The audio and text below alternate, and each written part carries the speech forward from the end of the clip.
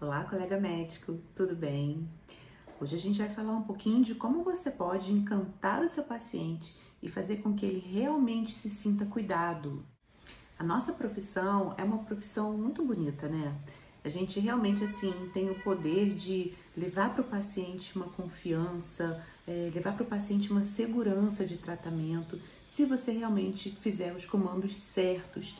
Então, hoje a gente vai falar um pouquinho disso, de como você pode usar de maneira correta e de maneira eficaz a sua persuasão para você poder mostrar para o seu paciente que realmente você tem interesse no problema dele, antes de mostrar qual é a solução.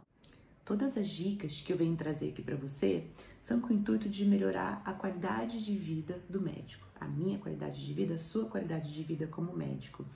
A gente quer trabalhar menos, a gente quer ganhar mais, a gente quer poder ter uma qualidade de vida muito maior, e eu vou te mostrar como você pode conseguir isso no seu consultório, com seus pacientes, fazendo aquilo que você gosta, podendo lucrar no mínimo aí 50 mil reais por mês, fazendo a coisa certa para você e para o seu paciente. E tudo que você vai me ouvir falar aqui são coisas que deveriam ser a nossa rotina diária, mas não é. A gente sabe que quando a gente dedica pouco tempo para o nosso paciente, a gente não consegue fazer tudo que é necessário, tudo que a gente sabe que precisa ser feito. A gente aprende a fazer aquelas anamneses enormes, né? Perguntando tudo sobre o paciente, onde ele mora, com quem ele mora, com quem ele divide as tarefas de casa, quem é que paga as contas de casa, enfim, a gente aprende tanto sobre a anamnese, e quando a gente vai para consulta tete a tete, a gente não consegue nem valorizar mais de uma queixa. A gente tem que escolher uma e ir em cima dela. E às vezes a gente acaba, já vi várias vezes e até eu mesma já fiz isso, sendo um pouco rude, que a gente precisa correr com a consulta, no caso de uma consulta nos ambientes públicos, né, ou até mesmo nas consultas por convênio, que você precisa fazer produtividade, e às vezes você fala, seu fulano, foco, vamos pensar numa coisa só, quando o senhor voltar a gente pensa nisso aí, nesse seu outro sintoma, nessa sua outra queixa. E gente, cá entre nós, né, que lógica tem nisso, né? Que lógica tem nisso? A gente tem que atender o paciente como um todo mesmo, sabe? É como ser biopsicossocial, como a gente sempre fala. Tem todo um contexto por trás disso. Sabe o que é pior?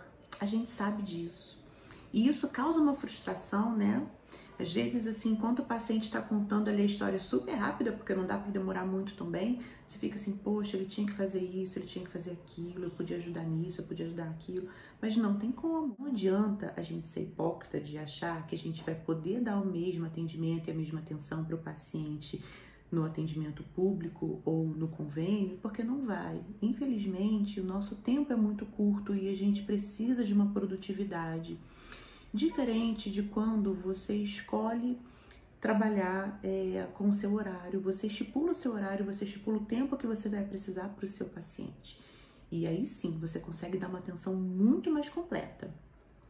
Então eu vou relembrar a você algumas coisas que eu sei que você sabe, mas que é importante que alguém te diga novamente.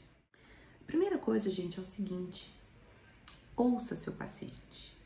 Ouça. Tire ali alguns minutinhos para realmente ouvir o que está afligindo, qual que é a dor do seu paciente, por que ele está te procurando naquele momento, o que ele está vivendo, por que ele está passando por aquilo, o que está acontecendo no contexto geral. Ouça. E aí vem um segundo detalhe muito importante. Veja. Olhe nos olhos dele, para que ele saiba que você realmente está prestando atenção naquilo que está sendo dito. Porque às vezes, e assim, até eu digo por mim mesmo, né? Eu preciso escrever tudo que o paciente me fala, porque depois eu não vou lembrar, eu tenho que ter tudo muito detalhado dentro do prontuário. E aí, às vezes, você está ali escrevendo ou está digitando na maioria das vezes, e você está ouvindo, mas você não passa para o paciente a segurança de que realmente você está ouvindo, porque você não está olhando para ele. Então, pare alguns momentos, olhe para ele, entenda o que ele está falando, entre na conversa com ele, não pode ser um monólogo, você tem que entender aquilo que ele está te contando, você pode inclusive repetir algumas vezes aquilo que ele está te falando, ou se você quiser aprofundar em algum assunto, por exemplo, você pode perguntar novamente. Vou trazer sempre para mim porque é o que eu vivo no dia a dia, tá, gente? Então, por exemplo, o paciente chega para mim com uma queixa de menopausa, que eu sei que é uma queixa de menopausa, o paciente às vezes não sabe. E aí ela vai chegar para mim e fala assim, poxa, eu tô muito triste, eu tô muito ansiosa, às vezes eu paro para chorar, eu não sei o que tá acontecendo comigo, sabe? Meu esposo já me perguntou várias vezes o que tá acontecendo, eu não sei dizer, eu não tenho motivos para estar triste, eu não tenho motivo para pensar numa depressão, mas às vezes eu me pego chorando, às vezes eu não quero levantar da cama de tão cansada. E às vezes eu fico muito nervosa, muito explosiva, pavio curto, e eu também não tenho motivos para isso. E aí, dentro do que você pensa, né, do caso clínico, no meu caso, eu sei que o que ela tá falando é de uma menopausa, eu já vou começar a conversar em cima disso. E como é que tá o teu sono? Ah, o meu sono tá muito ruim, o meu sono, eu acordo a noite toda e tal. Então, é importante que você escute, mas que seja uma escuta ativa, né? O paciente precisa entender que você realmente está prestando atenção no que ele está dizendo e o que ele está dizendo é importante para o que você está anotando, para o que você está examinando, né, da forma de conversa, por essa anamnese que ela está te contando e que é importante para o quadro dela. Uma outra coisa muito importante é você sempre mostrar o problema para esse paciente, aquilo que você está pensando. Eu sempre... Na maioria das vezes, né, eu atendo os meus pacientes com alguns exames basais que eu peço antes da consulta.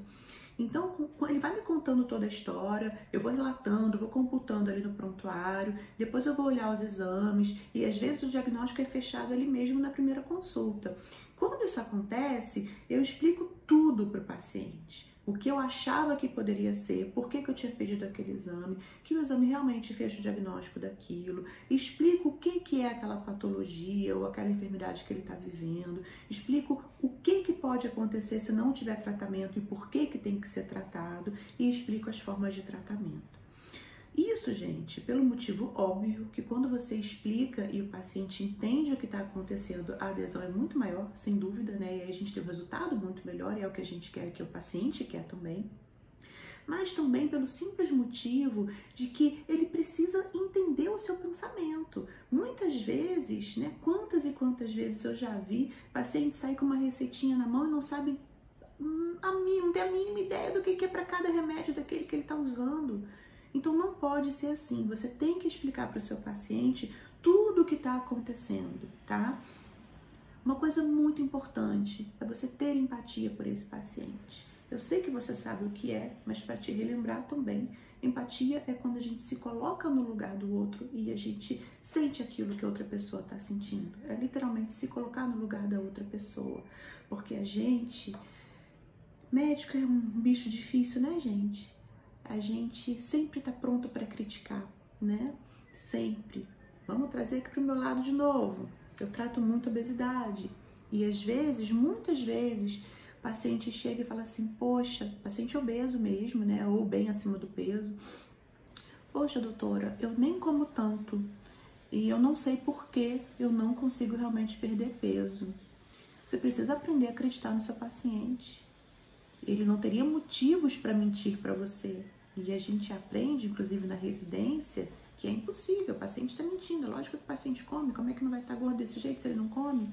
Existem N motivos para que ele possa estar acima do peso realmente comendo pouco. Ele pode estar com a qualidade de alimentação ruim, ele pode estar com o metabolismo muito abaixo do normal. Então existem outras coisas, né, que podem contar com isso. Então você precisa se colocar no lugar dele e passar para ele que você está fazendo isso, para que ele também possa entender a sua preocupação nesse sentido.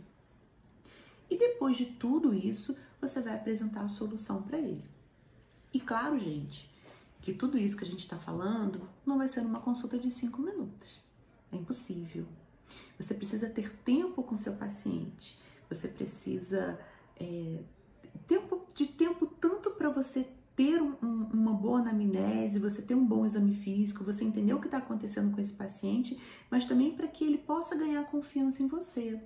Porque o seu tratamento só vai dar certo se o seu paciente confiar em você. E isso também demanda um pouco de tempo. Então você vai precisar de mais tempo na sua consulta, sim. E por isso que você precisa valorizar o seu trabalho, valorizar o seu tempo. porque de uma forma indireta você está valorizando o seu paciente também.